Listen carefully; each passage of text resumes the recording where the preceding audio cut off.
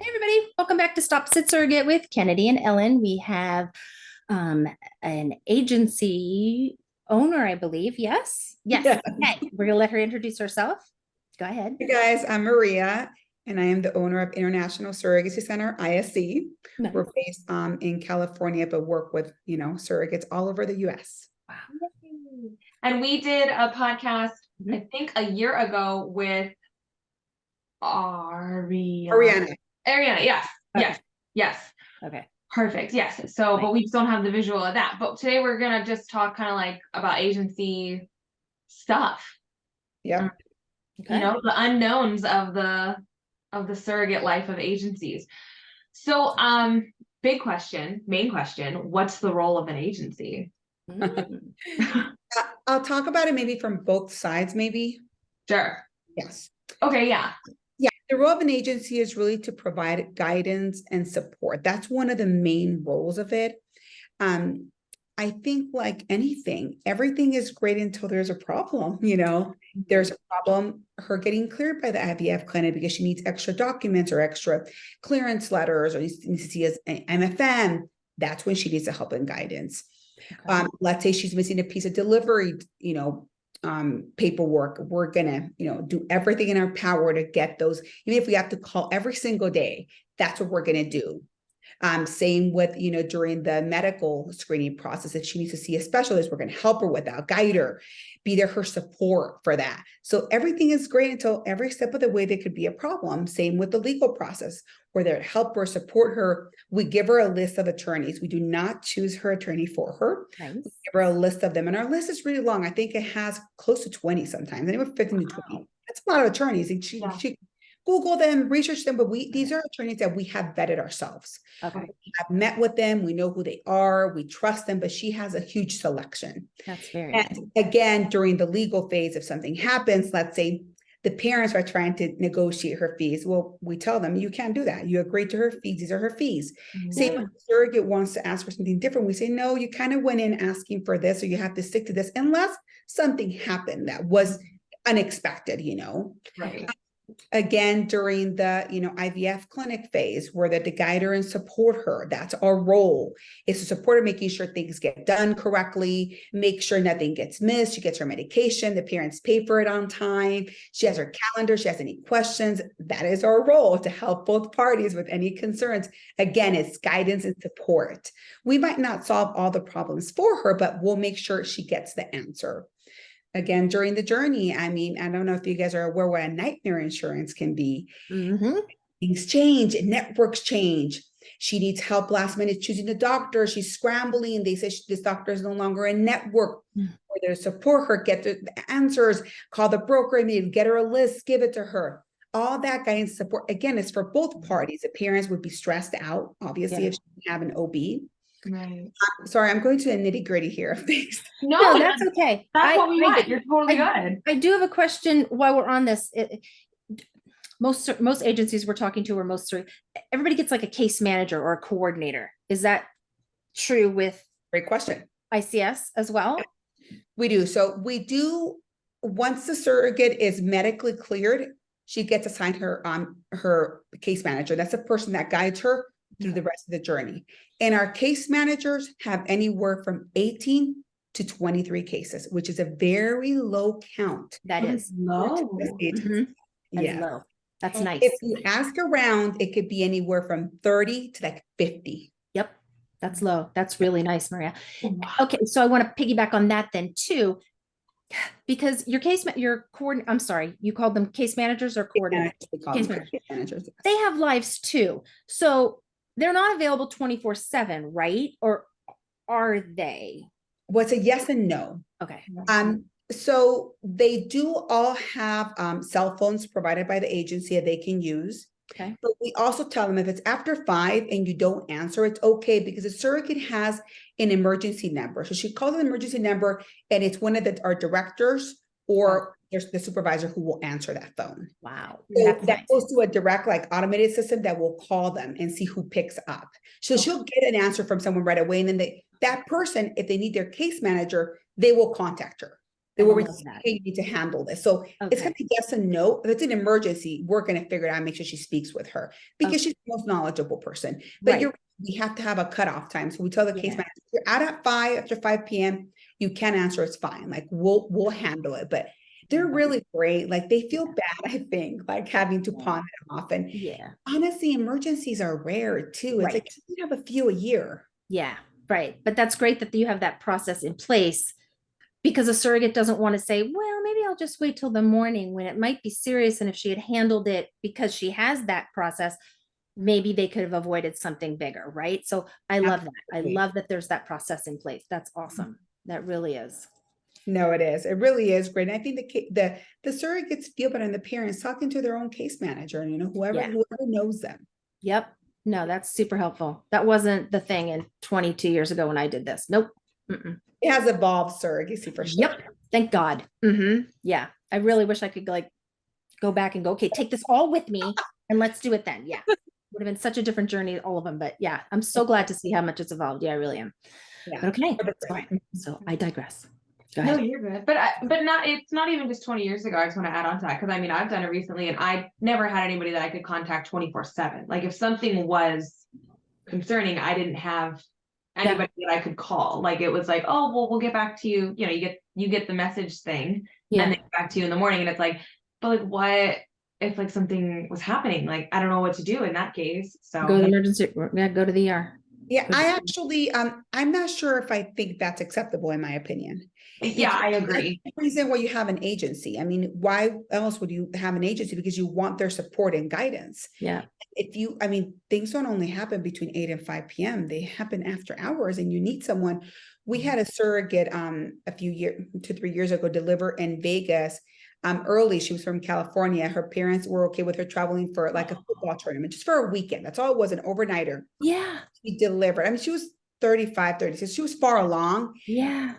She delivered in Vegas, didn't know where to go. She's calling her case manager saying, oh my God, I'm in labor. She said, go to the first hospital. It doesn't matter at this point. Yeah. This one we'll just figure it out. Yeah. And that's what we're there for, to support her and tell her it's okay. We'll get the judgment. We got the judgment FedEx. As an agency, we keep a judgment too. So we FedEx the next morning to the right hospital, called and told everyone, notified all the parties, help the insurance broker help us make sure that she was going to be covered. So it's like those things that you don't plan for. It happened at night for her. It did. Going to do it until the next morning to figure out who's going to help her. Well, that Wow. Right. Oh, Okay.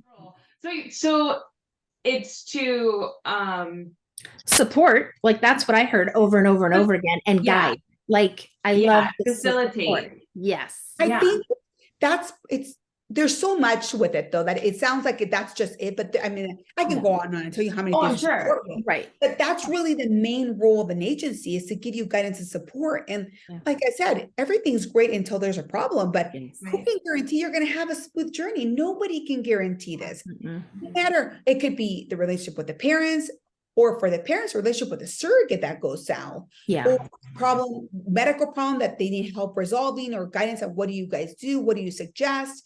That kind of things are just so important. So even though it sounds like such a simple thing, I think it just adds so much value. Yeah. Oh, absolutely.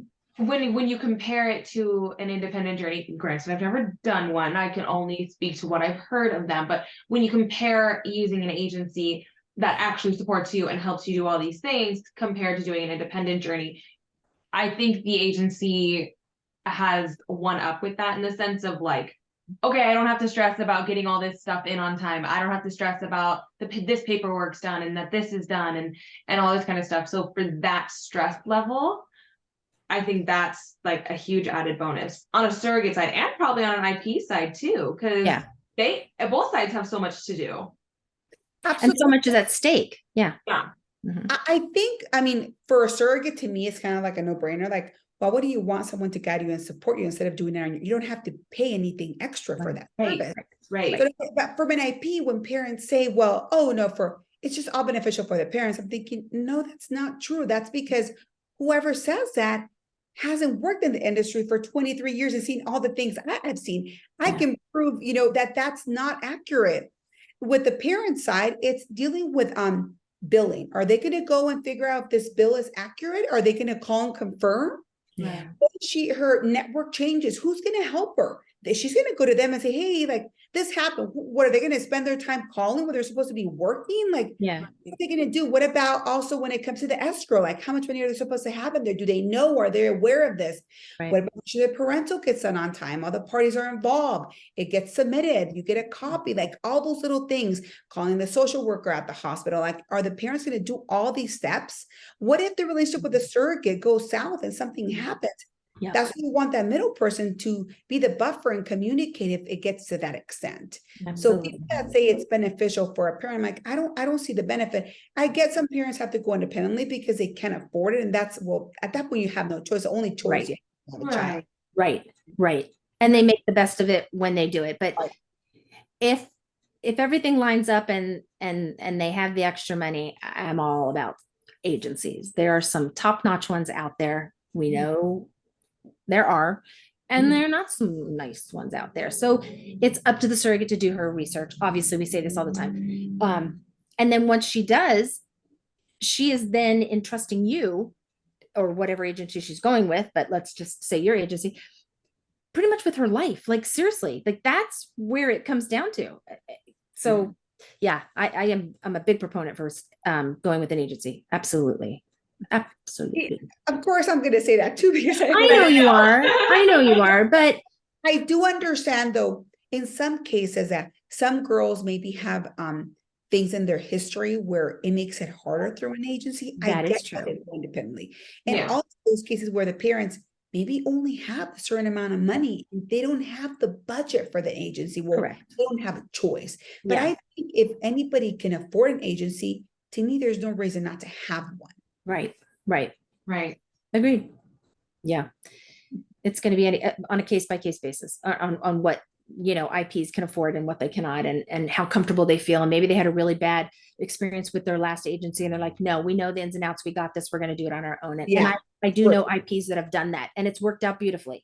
Yeah. But I think if they've done it once, maybe it's a little easier because you kind of know what to expect. But right. again, there could be issues during the journey that's going to be harder for them to manage on them. Yeah. Yes. Okay, so I've actually never really looked into it, and like, I guess shame on me, because a lot of surrogates reach out to me and like complain about this or talk about it, and I've never looked into it, so I actually don't know the statistics on it. But a lot of talk is how some agencies, I don't know yours, but price wise, but some agencies get a crazy amount compared to what a surrogate is comped, and I have been hearing mixed emotions on that, and I'm just curious on your take on it, because you have an agency, like, what's put into it, all the effort, so like obviously people have to be paid for their time and everything that they're doing, Right. but I don't know if you could like maybe touch on it, like Just touch on it. Yeah. Absolutely. So I can tell you that our agency fee is lower than the surrogate's comp, lower than her base fee only. So we are lower than that. Wow. And I have seen a lot of agencies that could be up at the $150,000. And I think the only thing I can say to, because I don't think I have like a good answer, but I think it's like anything. A company can put a value to their services, and that's what they believe their value is. Right.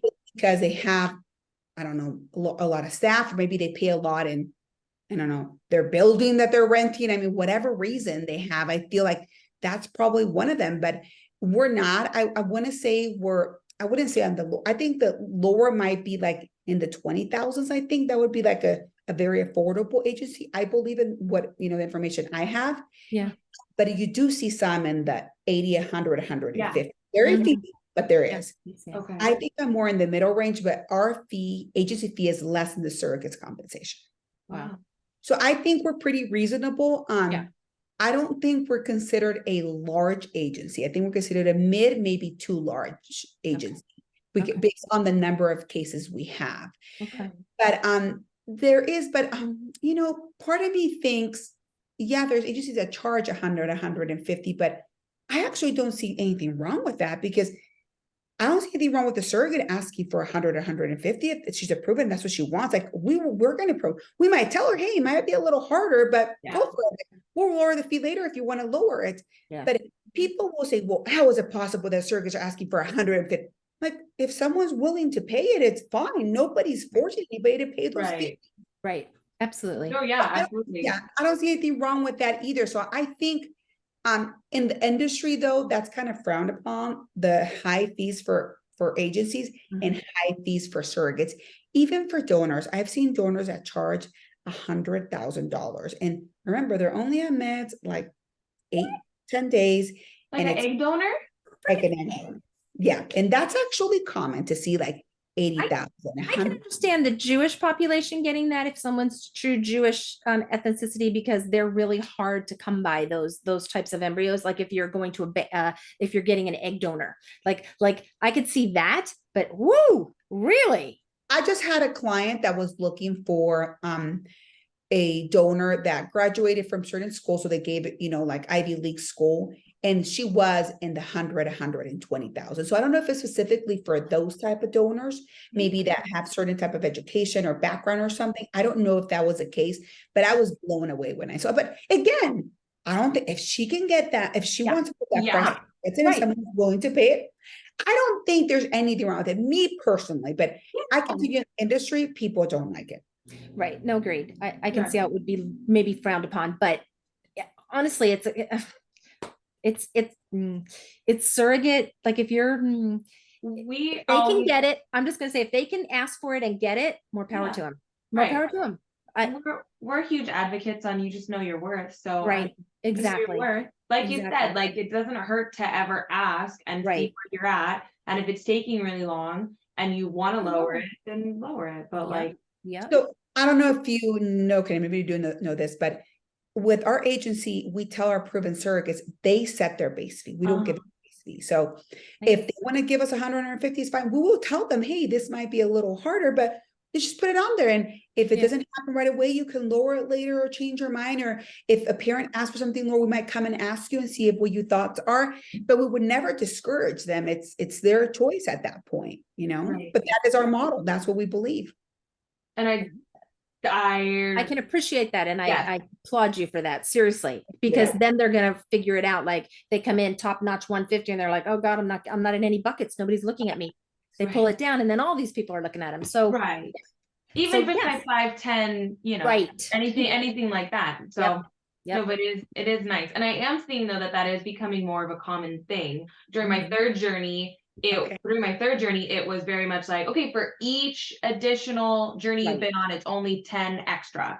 And now I'm seeing like, oh, well, you guys can set it. And I'm like, well, that's interesting. Yeah. We're one of the first ones. We've been doing it for 2-3 years this way. And we didn't, I remember being on a group with other professionals and me saying that, they're looking at me like I'm absolutely crazy. And I'm thinking, no, at this point, a proven surrogate can put her number. Like, that's just the way we decided to do our model. Yeah, it's nice because you kind of put it back into the surrogate's hands. She feels like she has a bit more, I don't want to say control, but like a bit more like stability and like knowing where her journey is going and like comfortability in knowing like how it can go. And she's being respected as an individual to be able to come up with a fair price for her services. Hopefully that IPs would look at that and say, yes, for everything she's done. Yes, that makes sense. So it goes both ways. I think it's great. I really do. Oh, I like it. We like our model. And I don't think we'll ever change it. Good. Good for you. Okay. So maybe we touched on it when we were talking about like what the agency's role is, but like behind the scenes of what like surrogates and maybe IPs don't see. Is there any additional, it's a lot of paperwork I know on your guys' end. I can only imagine because of all the paperwork that you guys make us fill out. Like, and I know that, so like filling all our personal information out for you, right? So that we like, okay, we can check insurance and we can do insurance and all this kind of stuff. And okay, do you have a clearance from your OB? But then you guys are taking that, making a file, like on it, right? Correct. Yes. Okay. And then it goes to like the doctors and everything like that. And then it's put into a file for IPs to see. No. So we keep our, so I'll kind of explain what we do kind of behind the scenes, what you're asking, right? Kind of behind the scenes. Yeah. Yes. I think we have 3 different departments initially that handle things before she's medically cleared and with her case manager. Okay. So initially, it's someone creating her profile. I mean, that's a whole set of things that happen. A ton of things happen behind the scenes at that point, Okay. making sure she's educated in the process. We obtain all her medical records. We pre-approve them by the IVF clinic. We create her profile with all the accurate information, disclose everything the parents need to know per the legal, because I know when we get to contracts, if she had ever had a felony, Right. a DUI, that's when we disclose bankruptcy, all these little things that we know need to be disclosed before they match, before they even see if they're a good fit. All that is behind the scenes paperwork. Okay. We never disclose anything personal about her until they're officially matched to protect her privacy and her, family's privacy. Okay. Same with parents. We Right. educate them in the process. We make sure they are financially, aware of like the responsibility, that there are no guarantees. Even if we tell them it's this price, it could be $20,000, $30,000 more because she was on bed rest. So we educate them really well on that. Educate them on insurance, make sure they're aware. They spoke with the broker. Which policy does she have? Do they have to pay anything extra? Again, with her lost wages, are they going to purchase the policy? There's a lot of behind the scenes that happen initially to get them all like in the matching phase of the process. So that's a lot happens there for sure. Once they're matched and they go with the IVF clinic, that's kind of a little bit more before she's cleared. A lot of things happen with the IVF clinic. They schedule her medical screens. We're just making sure that they schedule her. She's got her travel book. We'll help her with her travel. If she needs we'll book it for her. A lot of girls don't travel very often. So even booking like an airfare can be very overwhelming for them and understand, like, do I get it back? Do I have to add it right now? Do I have to pay it at the counter? Even those little things are very important to her. Giving her the option, you can get an Uber because she doesn't like to drive anywhere else. She can rent a car, and all the behind the scenes to get her prepared for that. For the appointment at the IVF clinic, because most girls don't live close to wherever they're going. Right. Behind the scenes happens there. When she's medically cleared, again, notifying the attorneys. That's our job. Notifying the attorneys that she's medically cleared, now assigned for her contract, making sure the attorneys do it on time. Like, hey, what's the update a week later? How's it going? Oh, the parents' attorney has it. Emailing them. Hey guys, what's going on? That we've had it for a week. Do we have an update? Because if not, everybody gets anxious. Like, what's happening? Like, where's the contract? There's a lot of behind the scenes on our end that we do them. We create a file from both parties, and once they match, we merge the files. But we never disclose anything other than their address, phone number, and email. We never disclose anything. She does sign a medical release allowing us to share pregnancy information with the parents, but we only do that once she's with her OB. And we normally will let her know. She knows this. We don't just do it behind her back. Yeah. So we don't disclose, they don't need to see all her medical history before she was pregnant with them. We don't disclose that. We don't disclose like her psychological screening. We just disclose that she's cleared because, well, it's not it's mental health screening is the correct. Yeah. Oh, it's changed now. Okay. We as an agency don't do that because there's a lot of information in there that can be extremely personal to her that is not necessary for the parents to know. If there's something in there that's concerning and we believe it's necessary for them to know, we will ask her to allow us to disclose it. But we do not provide that because for us, keeping both parties, like confidentiality is very important. Like nobody gets an idea of the other person. We keep that. We see it. And if you have a concern, we can give you the information. Say, yes, we have this on there. We know who they are. We have a valid, whatever it is, ID, passport. So we don't disclose any of that. I know there's some agencies that create portals so they can see each other's information. I personally don't like that because I don't think that's appropriate. I think that's the reason why you're, working with us is because you trust us and rely on us to do our job. Yeah. Okay. Yeah. No, but I appreciate that aspect of it too, because it's Absolutely. like you said, like that's a very hard thing to do because you're in a situation where it is so intimate and everybody wants to know everybody's business on both sides because it's so intimate. But there is a line that needs to be drawn, and it's not because anybody's trying to be secretive. It's just things that like they're not going to help a situation and it's also not going to hinder a situation, but it's definitely not going to help in knowing certain things. So Right. That's right. It is. I mean, every agency is a little different. I think we're all similar in just overall, but we're all different in how we manage things. and how we do things. I think for us, it's important to keep both parties' personal information confidential, not because the surrogate is carrying there maybe means they have to have everything. I mean, that's why they're hiring us. That's why they're choosing us and trusting us to do our job. Right. Yeah. We have had parents in the past ask for the surrogate's mental health report. And in some cases, we have just said, no, we don't share that. If they have a valid reason to ask for it or some concern, we'll ask the surrogate directly. Even though we're allowed to, we still ask her and say, hey, they're actually asking to view this for this reason. Like, are you comfortable with us sharing that? So we're not only pro IP, we have to balance it out. We're supposed to be neutral. We're not supposed to pick a side or say, oh, they're the paying client, we're only going to do everything for them. I just not the way it's supposed to be, you know. It's supposed to be neutral and fair to both parties. That's the reason why they came to us. Yeah. You tell them that she's got cleared mental health wise, right? Yes, we do. We say that. And right. And some ask to see the records. Some literally ask to see. We have had parents ask to review her medical records or saying, hey, my doctor or my dad's a doctor. And we're like, no, we just can't give you that. Okay. We did have a parent that had gone through a lot of traumatic things and with another agency that lied to her, and it was a disaster. So she said that it was very important to us that her doctor reviewed them, like her doctor, her. Okay. So we asked the surrogate, and we said, if you don't want to, we're totally okay. We're happy to review them and see what's in there. She said, oh, I don't have anything. Like, it's sharing. Like, I have no, we told her not the norm. One time we've done it. And we asked, her circumstance was very specific. Sometimes people have been through a lot, and you kind of have to been through, not that they're right or wrong, but you have to understand it. Yeah. We did do it, and she just didn't care. I mean, I think I would have been a little bit more like, I don't know what if I said something like, I don't know. Yeah.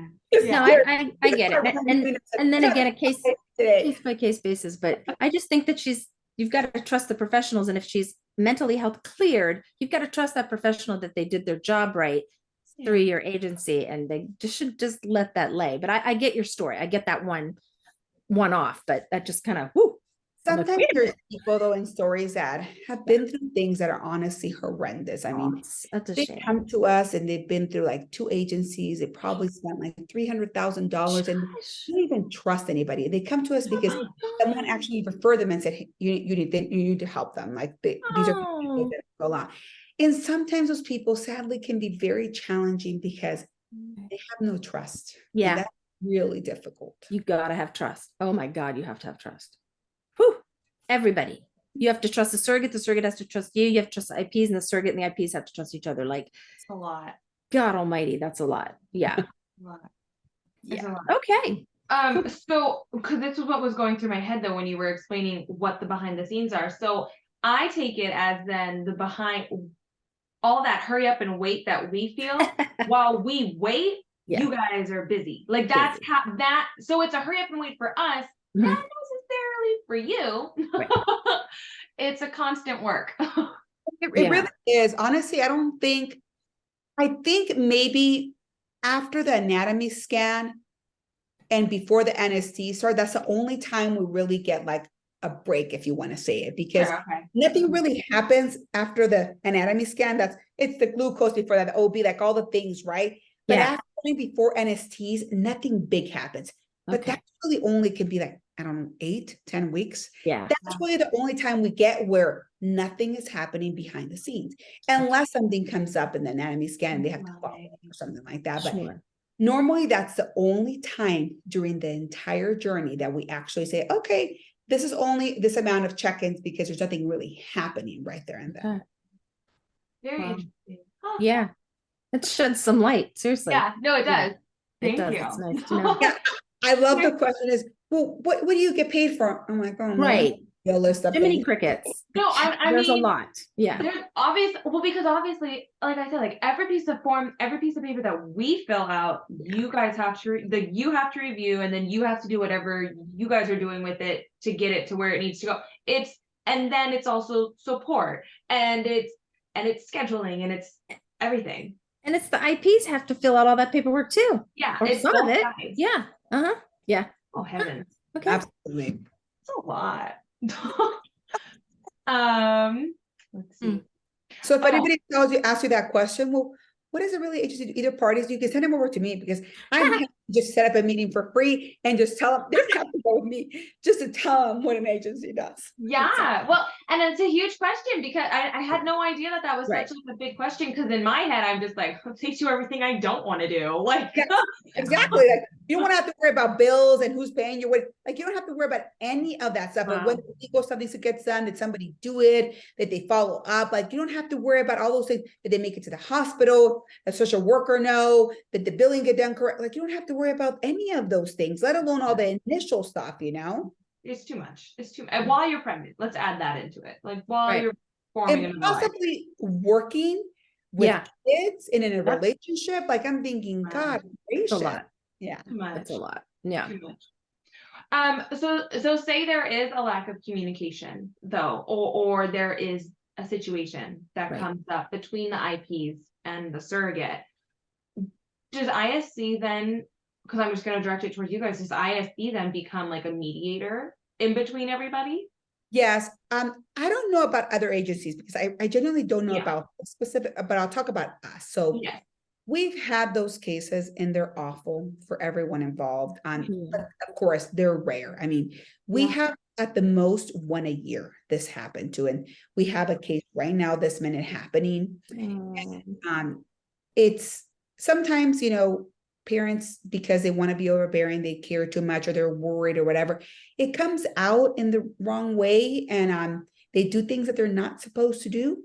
Yeah. And the surrogate is upset, of course, you know, we understand that, and she's hurt over what they did. And even if they apologize, I think it's really hard to move past those things. So Yeah. if a surrogate that happened just recently where the parent did something that they weren't shouldn't have done, and even though they apologized, it was still wrong and it was hurtful towards her. She decided, my communication is going to stop, you know, a little bit, like I'm going to have the agency do the communicating, and that's fine. We explain to the parents the best right now. If later you want to send another apology and see if she's willing to, but right now we're going to be the mediator here, and we step in and take over all the communication.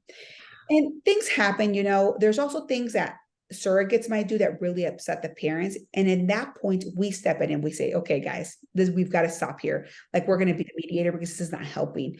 Okay. Usually, the parents won't say we don't want to talk to her. It's usually the surrogate that say it, or we will step in and say, this is not good. Like we need to be the mediators at this point. And Yeah. usually it's taken well. We explain to them the reasons why, you know, everybody wants a healthy baby and a healthy surrogate. So this is what we do to achieve that. And regardless of what it looks like, and maybe it wasn't what they thought it was going to be, and it's okay. I mean, every journey is a little different. So, but absolutely, we've Good. done, I mean, earlier this year, we had a case as well that early on, they didn't want to communicate and everything was through us through the entire journey. But we try to make the best of it. Of course, it ends poorly because both parties are hurt at the end. Yeah. No matter. Yeah. They're Right. just hurt. It's tough. You didn't go into surrogacy for that reason. And Yeah. when you suggest a mental health professional, they all get upset over it. They're like, Right. we don't need to talk to them. And you're like, okay, you do, but okay. But you really do. Right, Right. right. Right. Right. You're like, well, if you're saying you don't need to, you probably should. You know? Yeah, it would definitely help. My third journey did that. We're not going to go into it, but I got no support from the agency whatsoever. And I just said, I can't communicate with them right now. And they just bombarded on me, just like it was all my fault. No. It was so bad, so awkward in the hospital, so sad. It didn't have to be that way. If I would just have gotten a little bit of support, had them behind my back, because it was wrong what happened. But I'm so glad to hear you say that you mediate and that you say it's okay if they need to take a step away. It's okay, because maybe they will come back when feelings calm down, or there's a lot of hormones involved on both sides. No, it is. And I think realistically, our job is to protect the surrogate and the baby. That's the number one goal. I mean, to protect both. Everybody's in this to have a good journey with healthy surrogate and healthy baby. So we remind everybody that's the goal here. And we know that when someone's upset and something happens, we let some time go by, and we're just helpful. We're there to support and listen. And then maybe a few weeks later, or a month or two, you can bring it up again and say, hey, have you reconsidered? Find a good way, tactful way to bring it up and say, What if the other party apologizes, for what they did? Would you? And there be remind both parties that you want this maybe to end well, to be able to be at the delivery room and be able to be there for the baby and for the surrogate to see that moment. So we try, but we're never pushy. I mean, we understand that can happen, and we even tell parents and surrogates when they first start, these are things that can happen. Good. They need to know upfront. Seriously. Seriously, everybody I think that's the best way to do it. Just, get it out there. And then you hope nothing happens, honestly, right? You hope, but at least they're aware that, yeah. But you also neither party ever plans to go into a journey with that in mind, thinking, oh yeah, we're gonna cut ties, or yeah, we're like, nobody goes in with those types of thoughts. So when it comes to that situation, it's really hard on both sides. And just because one party is more hurt than the other doesn't mean that they're feeling that both parties aren't valid in their feelings. Right. Exactly. And I think that's the hard part of when it comes to surrogacy, because oftentimes, like you said, if the surrogate's feelings are hurt, then it's we want some time because we're just trying to not stress, just try and do everything that we agreed to, which was bring this baby earthside healthy. Yeah. And it's a hard thing. It was such a breath of fresh air to hear how many times you guys really do advocate for your surrogates. Because it's not as common as it should be. Not that it's not common, just yeah. I'm going to tell you something that was very difficult, and this is like a tough thing that as an agency I struggle personally with a lot. We had a surrogate earlier this year who had a very difficult journey. Okay, take it. It was awful. Okay. Growing up, she was really sick. And poor girl had a terrible journey. And the parents, they were actually good, kind people, but they wanted to overly help. What can we take her? Can we drop her up soup? Can we mail her this? We mail her Amazon. Overly. It was a little excessive, but they were doing it from a good place, right? From a good place in their heart. It as overbearing, which I understand her. She wasn't she was sick. She didn't want to hear. I mean, I get it. She didn't want to deliver everything smells, but I get it. That was really tough because the relationship broke. And even though we did everything to support her, she felt she wasn't supported. Even though we understood her, we told her it was okay. We're the middle person. She always felt like we didn't do enough. And I'm thinking to myself, you have no idea how much we went above and beyond. Like we did everything we possibly could think of to help you. We talked with the parents multiple times, but it didn't matter. It was so sad for me that she still left unhappy, no matter how much above and beyond we went. Like there was nothing I could do to make it okay. And at that point, there was nothing I could do or say. Like it didn't matter. I think maybe she was bitter because her journey went so poorly, and it was probably really sad for her to have to go through that. And our expectations when we do journeys, our expectations are this is going to be beautiful. It's going to be wonderful. Everybody's going to have attention on me. This is going to go great. I'm going to hand this baby over. Everybody's going to be loving and happy. Okay. In what world do you live in? Because I don't know of any journey that goes 100% unaffected. Even if it doesn't. There's always a little something. It could be something teeny. It could be something in the middle. Right. So that as an agency, I can tell was really tough. Was really tough on me personally, because I strive to really do the best and to care for everybody and not take sides. Like that's hard. No matter who is paying us, we wouldn't have a business without surrogates. So we are not going to just go and pick the parent side. You know?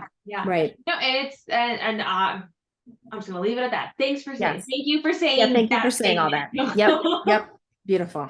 But okay, so say the journey, say the journey's fine, or whatever it may be, right? But what is your guys' stance then on delivery day, in the sense that maybe both parties were like, surrogates like, yes, people can come in and totally watch me, have a baby and all this kind of stuff, but then maybe she's no longer comfortable with that idea as it gets closer or day of. Is that something that she is frowned upon? Entitled to do. But I want to add something, Mary, before you answer it. Mhm. Sometimes it's in the contract. Yeah. What's going to happen on delivery day. Right. So you can't. The reality Agree. is, it doesn't matter if it's in the contract. She doesn't have to allow them if she doesn't want to. She wouldn't be in breach. Well, Well, technically, if she talks to her OB and her OB, she says that it stresses her out, whatever, and the OB says no, there's nothing that nobody can do. The OB said no. Right? I am always going to advocate in this, and even though I understand the parents and they want to be, it's their child, I completely understand that. And we will do everything in our power to be helpful when it comes to that.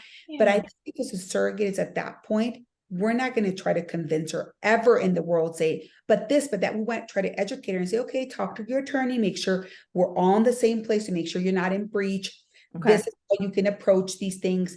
Not that we're coaching her on how to do things that are not, but if she's at that place, we Yeah. never want to force her to do that. That is just, in my opinion, not acceptable, even though I understand the parent side. Yeah. They don't want to be there, but if she's at that place, that's better for her health and the baby's health. Like Yeah. that would mentally not be good for her, to do that. Yeah. So we would never pressure a surrogate into this, and we would never make her feel bad for that choice.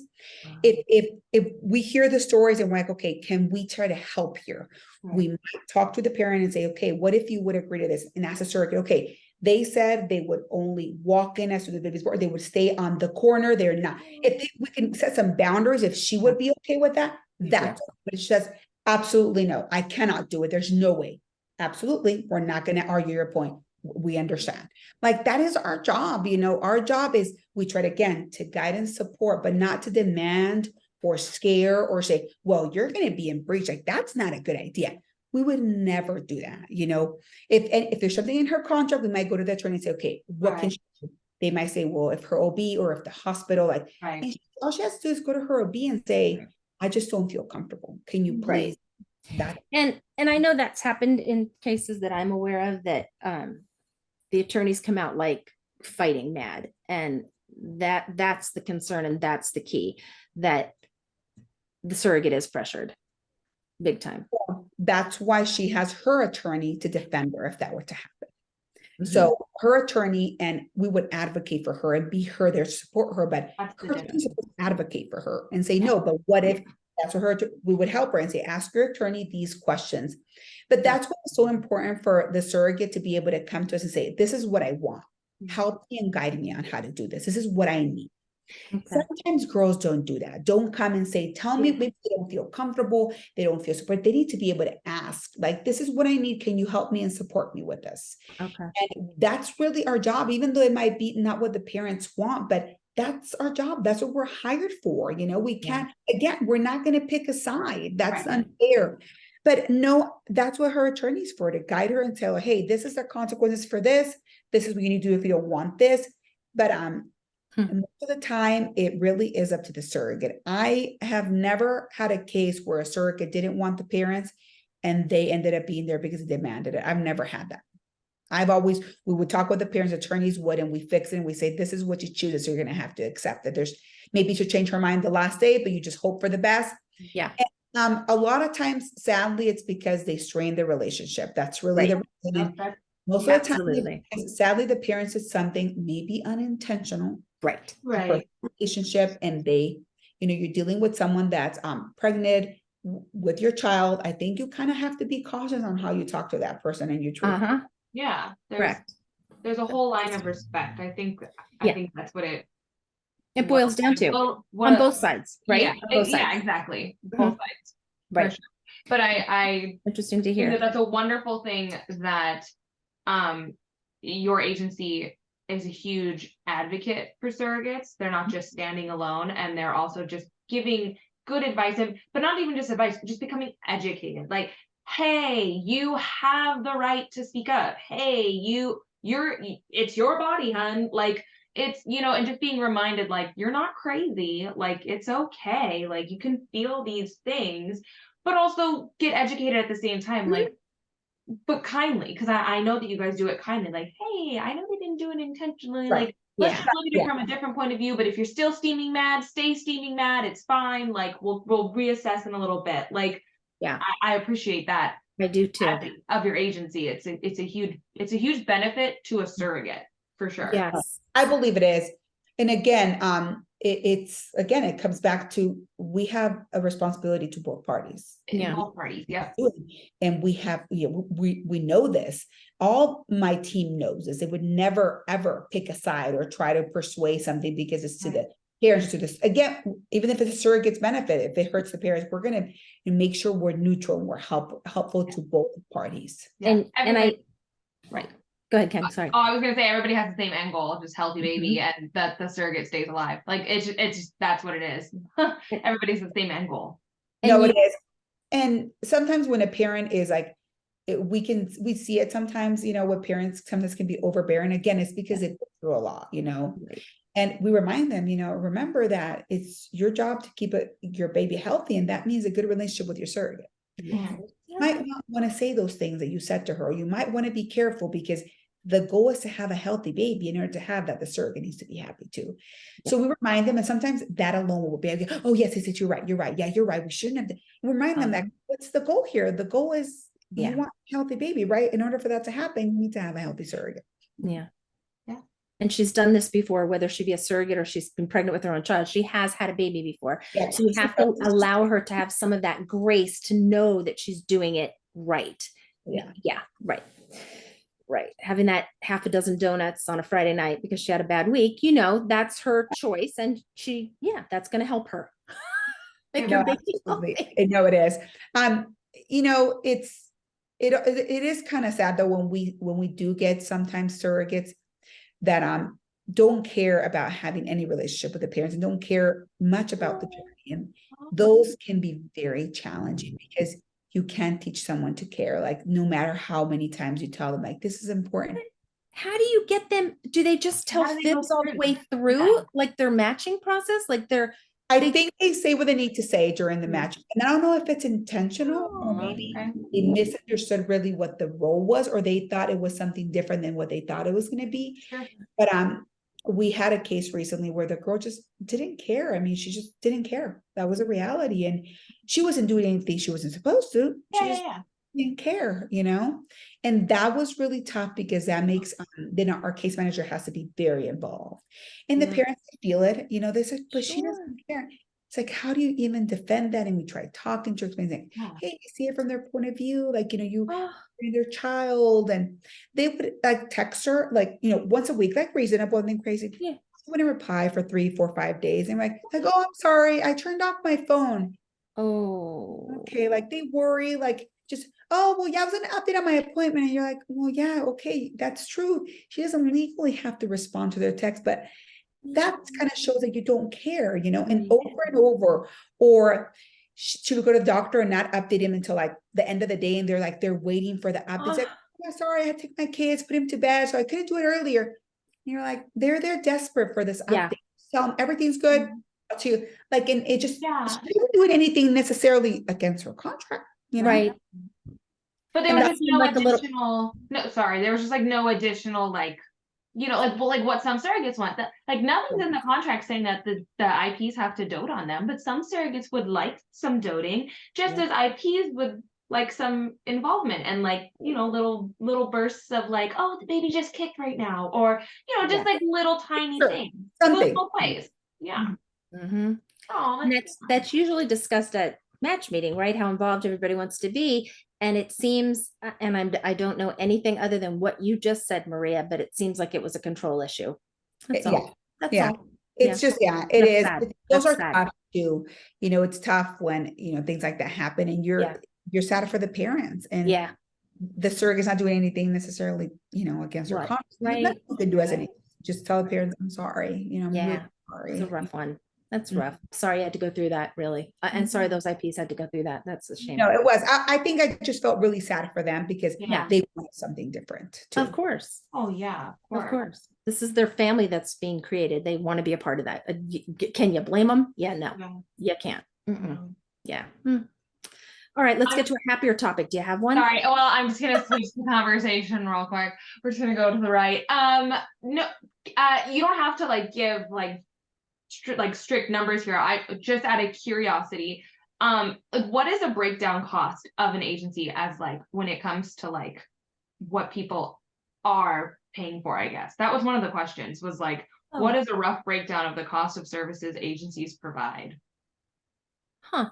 Sure that I understand what you mean by that. Is, Like, maybe I know. can rephrase it. Is it a lump? This is what I think she's saying. Is it a lump sum for all the services that is provided by the agency? Is it, you don't break it down like, hey, we need 5,000 to be able to do your paperwork. We need 10,000 for this. We need. I You know get what it. I'm saying? Sorry. Okay. Is that correct? I don't know. This was a question that came in. I have no idea. I think that's what it is. Or is it just a lump sum and we handle this Right. from that lump sum? Okay. So as an agency, of course, we have an agency fee that's paid to us. Then we have the fees for mental health screening, criminal background, and her attorney that gets paid, and parental. So Okay. those are charged directly for how much they charge us. We just take it from the escrow. The parents pay us to pay the professionals directly, Okay. because they can interact with, like her mental health screening or her criminal. We do those and we just charge the parents for them. Got it. Those are paid by the parents, but we request them. Our Okay. agency fee is one fee only. We Mhm. don't break it down. Okay. What we do that's very, I believe, beneficial for parents is that we don't charge them a fee to sign up with us. We don't charge a fee to start looking for a surrogate. We don't charge a fee once they match. We charge our fee once the surrogate has passed mental health, criminal background, medical records reviewed, and the IVF clinic has met with her, done the ultrasound, the testing, and she's cleared. So You're we not getting a dime, Maria, until that's done? Wait, I'm wait, gonna- wait, wait. But aren't you? Well, hold on, wait. Let me explain it. Because don't they pay for the mental health and everything like that? They Oh. pay, the mental health is like, I don't know, $600-700, Yeah. and the background check is like $200. So they pay for those two things. But, Okay, but okay. they're not getting it. The agency's not We don't getting that money. The But that's not- professionals who did that are getting that Okay, money. Yeah, you're So right. we Got it. don't get any money. So in a sense, we work for them from anywhere from 3 to 6 months with no payment to us, Oh, not a dime. Okay. And I'm going to tell you why we do this, that's Yeah. amazing. because we want them to trust us and know we're going to do a good job. And if we don't, you can leave us and you have no commitment with Got us. the goosey bumpies on that one, Maria. Got the goosey bumpies. Did. Thank you. That's So- huge. I Huge. believe it is. that you I do that. believe it is, yeah.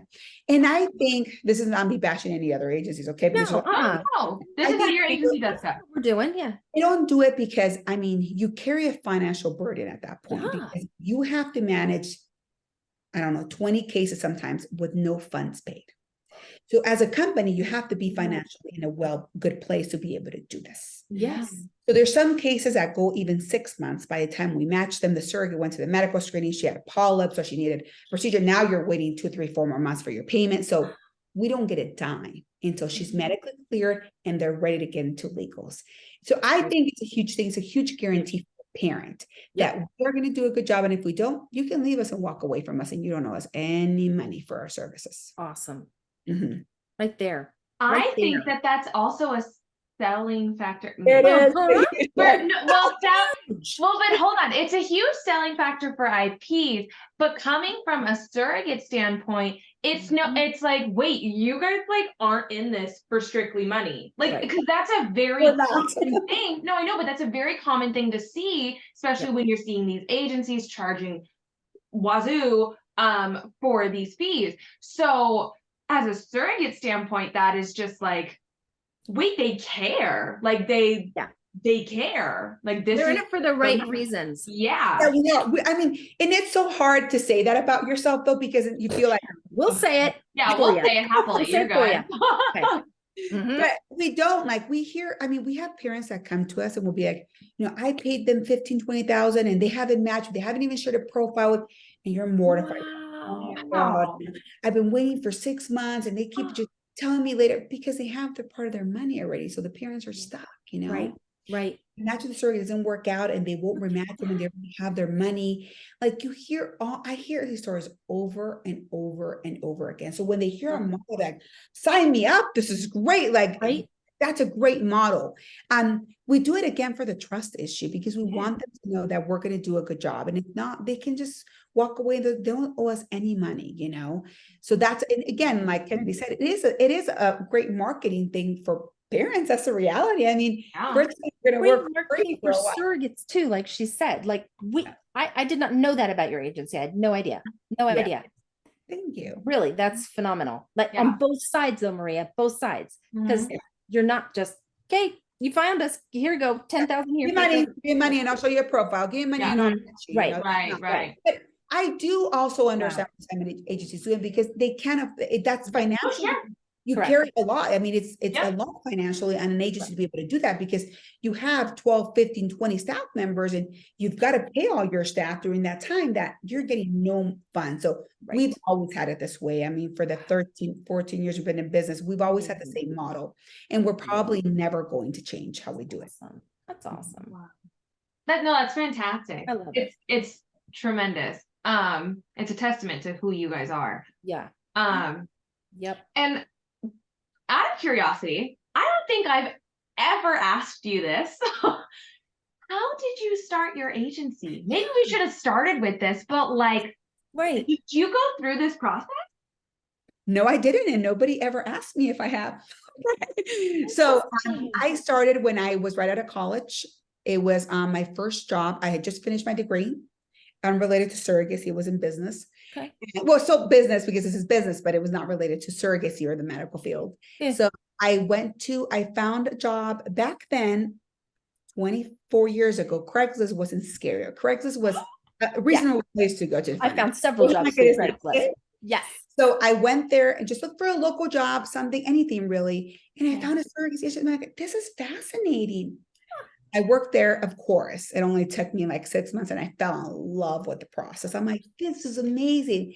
And I actually was going to be a surrogate for a couple that I met in person. They were from Venezuela, super sweet couple. They spoke Spanish and I speak Spanish. Yay. And in being screened, I found out that I had cervical cancer and lost my uterus. So I couldn't do it, but I stayed in the industry regardless. No, I did not. And know that screening probably saved your life. It did. If I wouldn't have had that, you know, well, you're going to wait every year for your PAP, like that. Yeah. Actually, it was Oh, blessed in wow. disguise and a reason. you I know. had Kennedy and I went in for my 6-week checkup and they do a PAP, cervical cancer. God, see, it's So a we are blessing. still cervical But cancer. You could have waited a year or two. Sometimes Uh-huh. procrastinate on the PAP, you know, even 3-4 years would procrastinate. Yeah. Wow. So I worked there for 5 years. Okay. I started my own agency with a business partner for about 2 years. And then I left. She bought me out. I asked to be bought out. She bought me out and I left and I started ISC 14 years ago. Good for you. Yeah, look All I've now. done in my life is surrogacy. I've never done anything else but surrogacy. What Wow. a dream. And to have that right out of college, College, like that's it. 20 some odd years ago, that's when I did surrogacy and it wasn't well known. You No, know, it wasn't. Yeah. Mm-mm. I mean, when I started this industry, surrogates made anywhere from $15,000 to $20,000. That's how much they made. Mhm. You know, Yep. and now it's like 3 times that money. Uh-huh. Which is Yep. great. Oh, I yeah, mean, actually right. think it's great, but yeah, things have changed for sure. But it's just, you know, you guys know this. Once you get into this industry, it's very difficult. Like it's just so It wonderful. absorbs you. Mhm. Difficult to get out of it. Like just want to find a way to make it work and stay in it. Yeah. But I can tell you that it wasn't as competitive as it is now. I mean, back when I started, there wasn't that many agencies, There you know, wasn't. So many like it is now. now. It wasn't. And it wasn't scary like it is now. I think people were more trusting because it was like, you know, that was an agency, they believed them. And now so many agencies have came in and sadly destroyed a lot of that good reputation surrogacy had.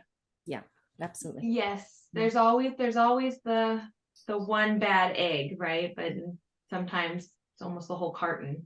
Yeah. But- Sometimes Yes, it's one it good egg is. in the whole Yeah. batch. Yeah. Yeah, it's a bummer though, but I'm friends with a lot of great agency owners, Yeah. you know, that run good agencies and have a good heart Right. and do the right thing. So there are a lot of good agencies There still. are. out for There sure. are. And I really think that social media is helping that as well, because it's showing it's getting more agencies out there, and kind of like showing the little behind the scenes and everything like that, and kind of bringing more character to life of who that I think agency it is. It's important for sure. Yeah. And it gives the surrogate choice. There wasn't a lot of choice back then. And I They can attest should to that. have her research and, you know, Yeah. I think just, you know, I feel like as a surrogate is scary to just pick an agency. Like, I feel like it's better when someone recommends you or refers you somewhere. Yeah. It's more comforting to know, oh, someone knows them, you know, Agreed. it's just Google it. You get like a million Oh my agencies. God. Yep. Yeah, it's And whoever pays the now. most for advertising goes to the top of the Google Yep. search. So you're like, oh, how'd That's they how it get there? works. Yeah.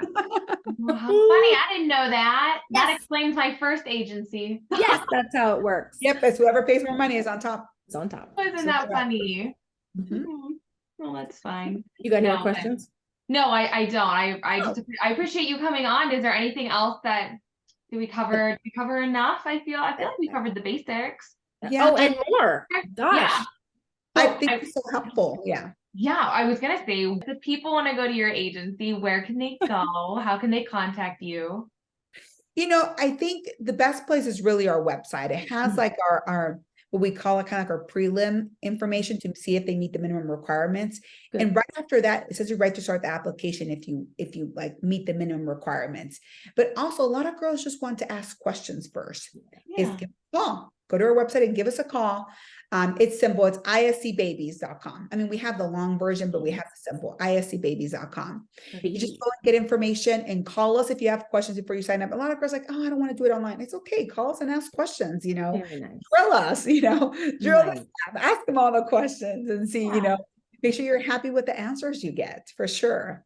But our goal is to make sure that everybody has a good journey. And sometimes even if something happens, we're going to be there to support them and guide them. And we're willing to go above and beyond and modify how we do things if something happens during the journey. If you need more from us, just ask us. We'll mold this journey to however you need, if you need something different from us. It's so nice to hear, Maria. It really is. And I just, you're not just giving lip service. That's who you people are. That's who you are. Yes, no, That's who you are. Yeah. Yep. Yes, Yep. it wouldn't Wow. be any other way, honestly. I love And it. the thing is, your guys' actions match your words. So it's all right there. All right there. I appreciate it. We try really hard. I bet you do. All the things that you guys do behind the scenes while Yeah. we're just over here like, you haven't texted me in 10 minutes. What is going on? I should be matched already. Like, not how it works. Transfer should have been yesterday. Yeah. Yeah. Right. Yeah, no, it is. But it really is I mean, you guys know it's such a beautiful journey. It really is. Wonderful. It is. It's wonderful just to be involved in this industry. Right. And help people. It blows my mind that this is how people can get their families. I just saw a Today Show. I don't know if you guys saw it today, but Tara Lipinski, Oh yeah, I follow her. I'm gonna have to go see it. she shared her journey. Wow. Yeah, she's been sharing it. She used a surrogate because Oh, the heartache. And to see how happy and beautiful and just excited she is now. That's what it's all about. It's making dreams come true for people. And it's changing surrogates' lives. Like you have to talk about that part too, because the money does change those lives. Yeah. They can buy houses, they can get in better community, they can just so much they can do, send their kids to college. Like seriously, it changes lives on both spectrums. It absolutely does. And you're right, maybe it's not talked about enough how it really benefits, it's benefit for a surrogate too. Absolutely. It is. Absolutely. 100%. In the US. Right. I just want to put that out there because Yeah, you're absolutely right. You Yes. know. People that do in other places that it's not legal and such a nightmare and they put everybody in such a bad situation. It's US, you're right. the USA. Thinking about our little friends in Northern. I'm like, oh, I know. whatever. It's all right. Canada. They'll so much. I so much appreciate it. You guys are welcome to invite me back anytime you need me. Oh my gosh, we love talking to you. Anytime. Anytime. you, Maria. Thank you for being so transparent too. Yes. Seriously. You're welcome. That's a huge help to people listening. It really is. It is. Absolutely. You're a beautiful person. Thank you. Thank you so much. I appreciate it. Thank you guys for doing what you do. I appreciate it. Absolutely. Thank you. Thank you. Good Thank night, you, Maria. Maria. Good night. Bye. Thank you. So sweet. I know. So sweet. She's like a 14-year-old little girl. She's so excited about everything, but she's like this professional. And I'm like, I know. I just want to like sit and have coffee with you. Can we like, I know. And you would learn so much. That's what I love. Like when she every gives time we do one of information- these. Yeah. I know, but like she gives it in such like a bubbly way, and like it's like such like it's such like a It's non-biased true. and Right. very transparent, and it's equally sided. She She's very doesn't take well-spoken. sides. I can't. The Like, trust, the support, the trust words that kept coming out, and that she doesn't take sides. I believed every single time she said it. I'm like, yep, I believe you. Believe you. 100%. Well, thank you so much, Maria. I Yes, will Maria. have her link in the description in the bio if you guys would like to reach out to them. If anybody has any stories or questions that they would like to share, please feel free to reach out to me on Instagram at Stop.Sit.Surrogate. And this has been another episode of Stop.Sit.Surrogate with Kennedy and Ellen. Bye, everyone. Thank you. Bye.